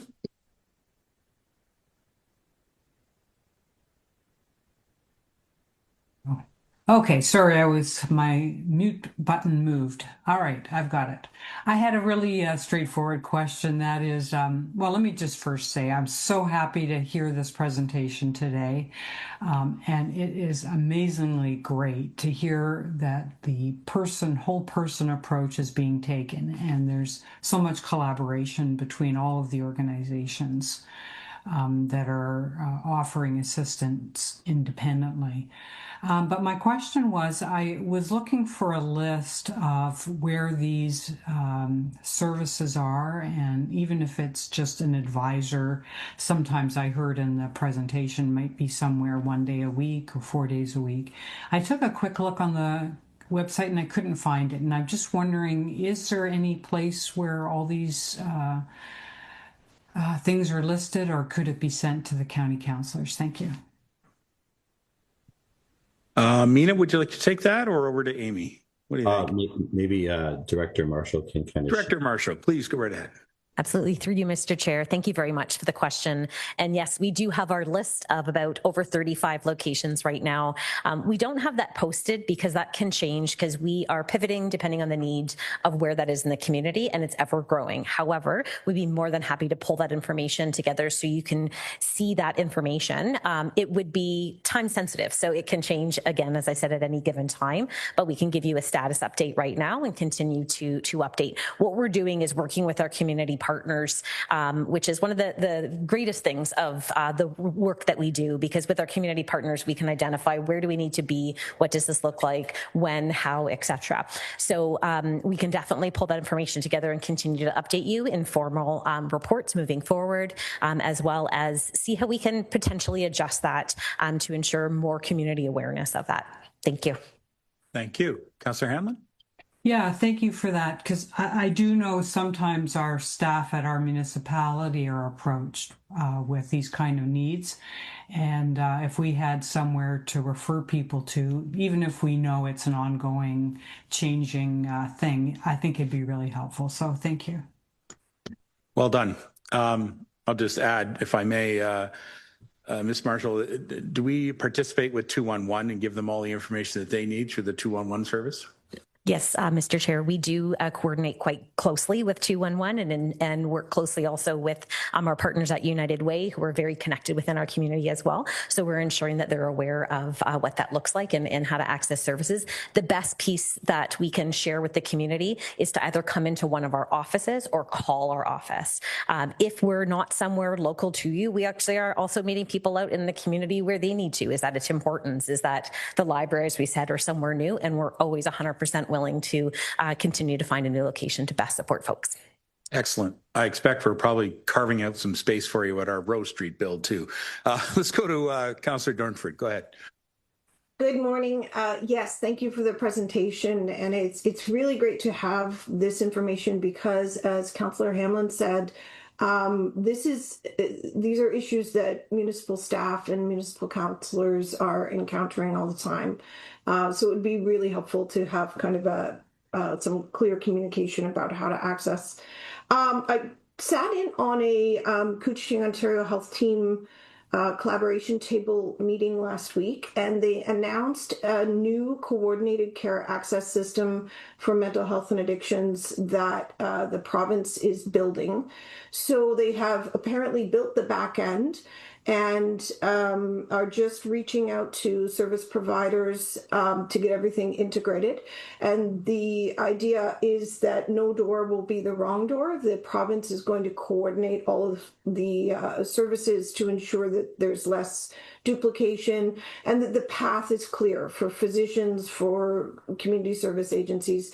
I just wondered if or how the county foresees this impacting the community support and well-being program. It sounds to me like it will make it even more integrated, but I just wondered what the opportunities are there. General Manager Fayez-Baguette. Through you, Chair Measures. So we've been closely working with the Couchiching Health Team for a few years now, and the clinic that was mentioned in the presentation is kind of the fruits of that effort. And I know that we, Director Marshall and her team, do sit on regular meetings with the team, so I suspect that we've had our fingerprints on some of this work. But I'll let Director Marshall kind of share a little bit of that journey and how we got to where we are. Through you, Mr. Chair. Essentially, with what I envision and what I see when we're hearing of these new programs and services, it's going to be more integration and more access for folks. So the more services and the partnerships and the collaboration, the better for our community. We work very closely with the Couchiching Ontario Health Team, as General Manager Mina Fayez-Baguette has shared. We have had conversations around how we can work together. What does that collaboration look like? Some of our folks work alongside their current services.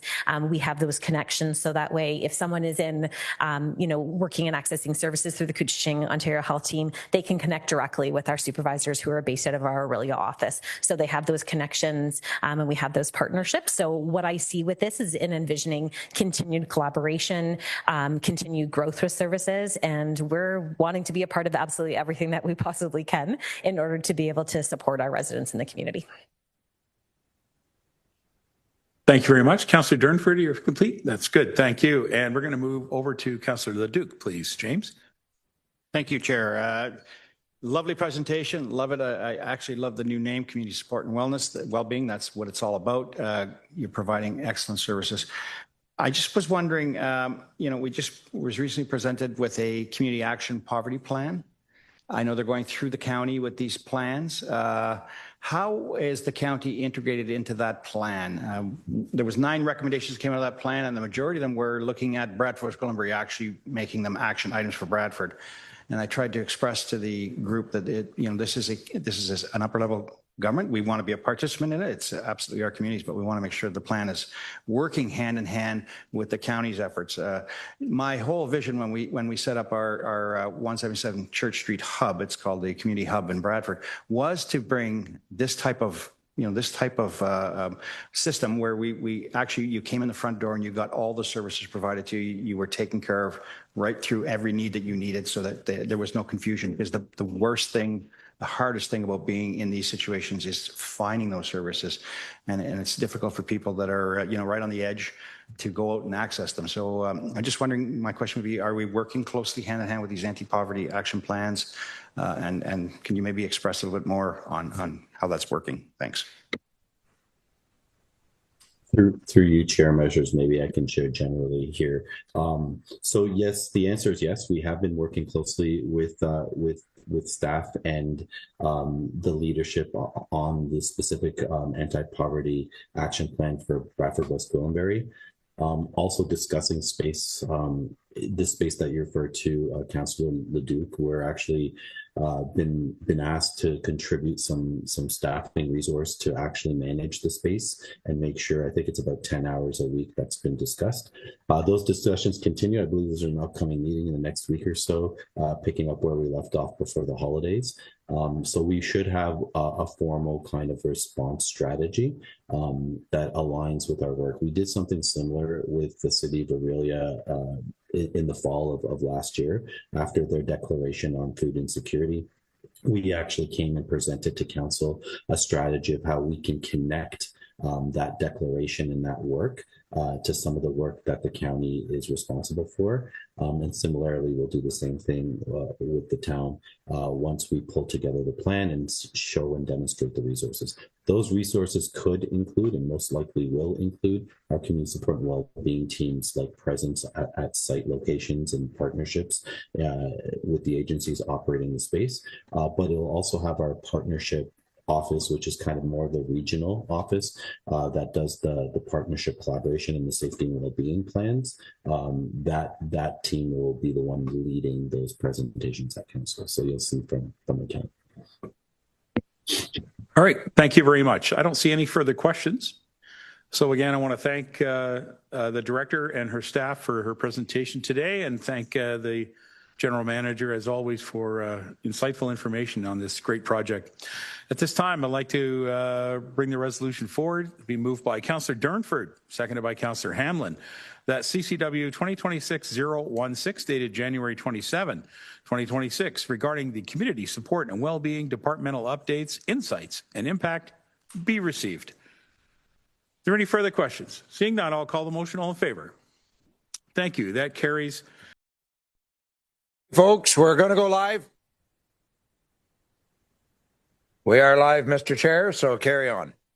Thank you very much, Your Worship. Welcome back, everyone, to our Committee of the Whole order. Thank you. And we are going to move on. Just for reference, we are on item number 9 now on our agenda for Committee of the Whole. This is Human Services Long-Term Care Committee of Management. And the first item is CCW 2026-012, the Community Partnerships for Nutritional Meal Support. It's a report from GM Sinclair, and she is available to take any questions if there are any questions on the motion in front of us. So as the floor settles down and everyone's online, are there any questions in regards to this report number 012? All right. Yes, Councillor Cox, please go right ahead. Yes, through the chair. This whole initiative, the nutritional meal support, community partnerships, is that something that any community partnershipers doing community meals can work with you on, or is this, because there's the Lions Club and Coldwater have started to do seniors and meals every Friday for seniors and people just to come, and a lot of it is social, and you can make a donation if you want, but we've done that because we know that there's a lot of people, it just gives them a good meal and a good social experience for one day. Through you, Mr. Chair, I think our long-term care homes are in a unique position in that they have a number of supports, and they're providing meal services on such a large scope and scale. And so they're able to produce these meals efficiently, knowing that they're very high quality, meet the standards of our long-term care. We have established a number, as you can see, of growing partnerships, some really amazing programs, quite honestly. We have our team here from a couple of our long-term care homes this morning. So as we continue with this meal service program, we are looking at expanding in some areas now. General Manager Mina Fayez-Baguette, for example, we're looking at expanding in our shelters. So if there was a particular situation where there was a vulnerable sector or a population in need of support, we would consider it. This is not our primary, service. However, we've had a unique opportunity in a number of areas to work with partners. So we're not taking on large new partnerships, but we certainly look to how we can support those in need in our various communities. I guess maybe what I was more looking for is that if you had clients or people in that area who may benefit from this type of lunch, we would welcome them. That's sort of where I'm trying to go with, to let people know it was there.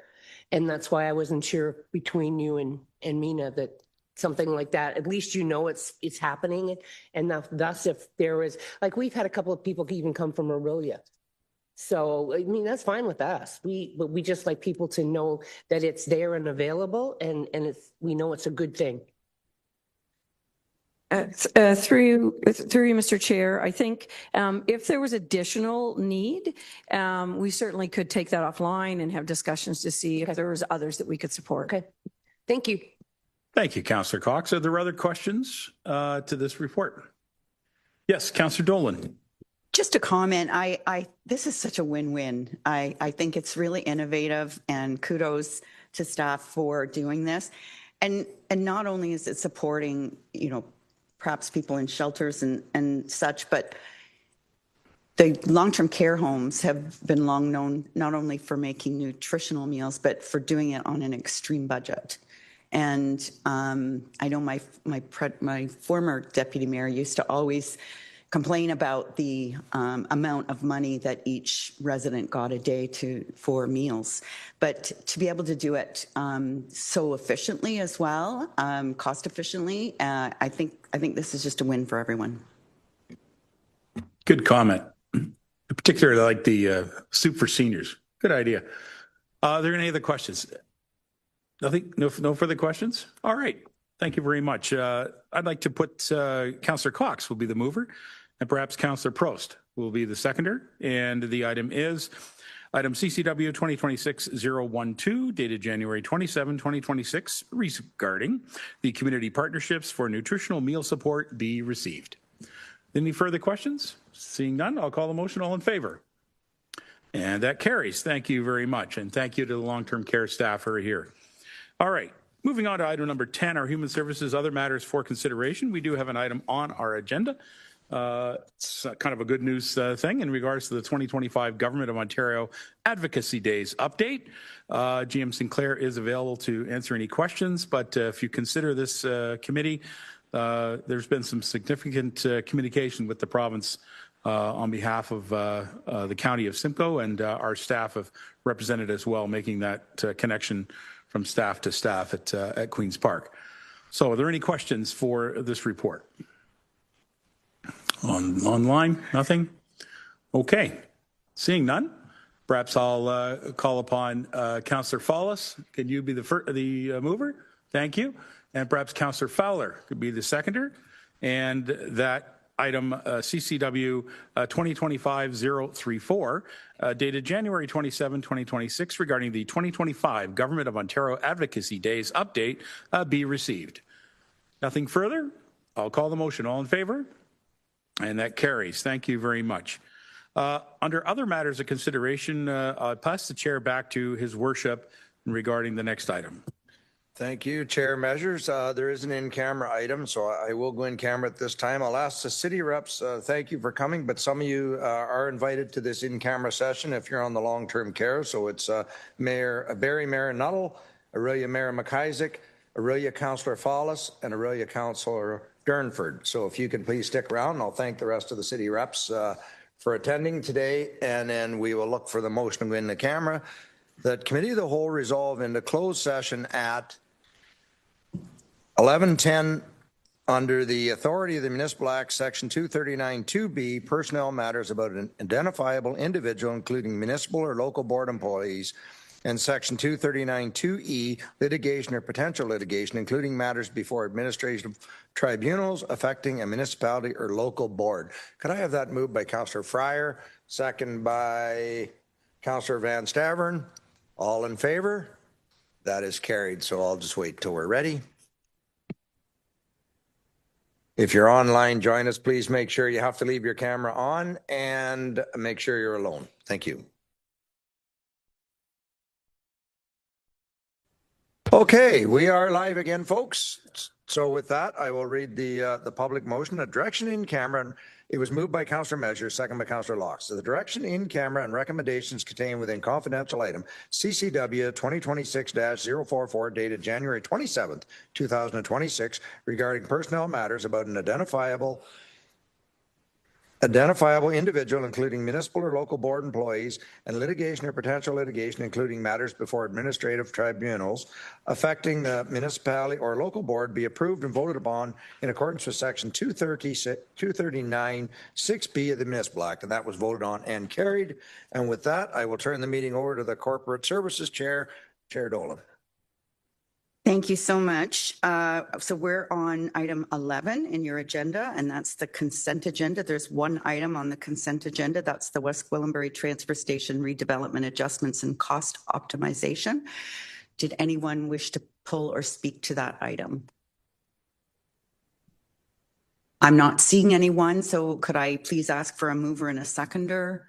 Moved by Councillor Michael Smith, seconded by Councillor Leduc, that the following consent item having been given due consideration be received. All those in favor? That is carried. Next, we have the item 12, that's planning, and the first item is 12.1. That's an application for amendment to the Simcoe County official plan, expansion to the settlement area of Bradford, 23 Brownlee Drive in the town of Bradford. Is there any comments or questions on that item? I'm not seeing anyone. Could I please ask for a mover and a seconder? Councillor Fryer and Councillor Cox. That item CCW 2026-2027 dated January 27, 2026 regarding an application by IGC Golf Incorporated, Bayview Wellington Highlands Incorporated and 2523951 Ontario Incorporated to amend the Simcoe County of Simcoe official plan be received, and that the necessary bylaw be presented to adopt the proposed County of Simcoe official plan amendment number 10, expansion to the settlement of Bradford, attached in draft as Schedule 4 to item CCW 2026-027, and that a notice of adoption of official plan amendment number 10 to the County of Simcoe official plan be provided in accordance with the Planning Act, and that the record of adoption be forwarded to the province for consideration of approval in accordance with the Planning Act. All those in favor? That is carried. Next is item 13, corporate services, other matters for consideration. And it is the Economic Development Subcommittee report of January 13th. Is there any comments or questions on the ECDEV report? I'm not seeing any, so could I please ask for a mover and a seconder? Moved by Councillor Miskiming, seconded by Councillor Bell, that the recommendations contained within Economic Development Subcommittee report dated January 13th, 2026 be approved. All those in favor? That is carried, and that is it for me. Thank you. Chair Evans, if you can do performance management, please. Thank you, Warden. I'd be happy to. So we move on to consent item number 14, which is an item with regards to CCW 2026-049, which is the 2026 development charge rates. Are there any comments, discussions on this item? Okay, can I have a mover and a seconder, please? Councillor Rawson, thank you, and Councillor LaRose seconding, and the motion is that the following consent item having been given due consideration be received. All those in favor? Those opposed? Thank you. The motion is carried. Moving on to item 15.1, CCW 2026-008, request for deferral of development charges for 7098 Rammer Road, Ramera Township. Any comments or questions on this item? Seeing none, can I move mover and a seconder, please? Councillor Bell and Councillor Greenlaw, thank you. Seconding. Motion is that item CCW 2026-008 dated January 27th, 2026 regarding request for deferral of development charges for 7098 Rammer Road, Ramera Township be received, and that staff prepare and execute a development charge deferral agreement with the owner of 7098 Rammer Road, which shall include the county's standard terms and provide for the date of DC calculation for the county development charges to be deferred for up to 7 years, after which the county DCs will be exempt in accordance with the county's development charges bylaw, and that the warden and clerk be authorized to execute a development charge deferral agreement for 7098 Rammer Road, Ramera Township. Further comments? Those in favor? Any opposed? Thank you very much. Motion is carried. Moving on to 15.2, CCW 2026-050, amendment to extend expiration of county development charges bylaw 6930. Any comments or discussion on this one? Mover, seconder? Councillor Norris and seconded by Councillor Smith. The motion is that item CCW 2026-050 dated January 27th, 2026, regarding the amendment of the county's development charges bylaw number 6930 to extend the life of the bylaw be received and the necessary bylaw be presented to County Council attached in draft as Schedule 1 to item CCW 2026-050 to amend bylaw number 6930, establishing development charges for the corporation of the County of Simcoe. All those in favor? Opposed? Motion is carried. Thank you very much. Any other items for consideration for performance management?